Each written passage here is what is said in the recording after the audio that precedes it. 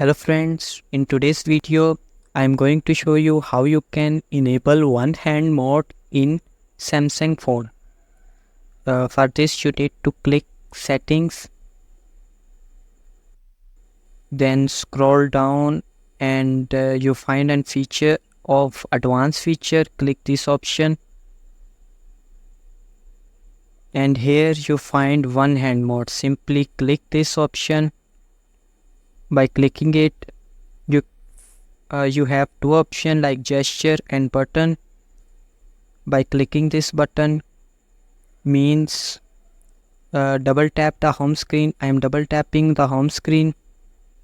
Simply by double tapping the home screen, as you can see, my screen is moved to the down. I have enabled my one hand mode. By clicking this option you can move this to the right or left.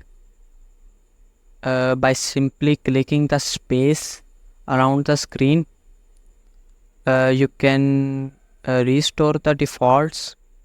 Simply double tapping and one hand mode has been enabled. You can use your smartphone by using one hand. If you found this video helpful, kindly subscribe to Tech Thunder.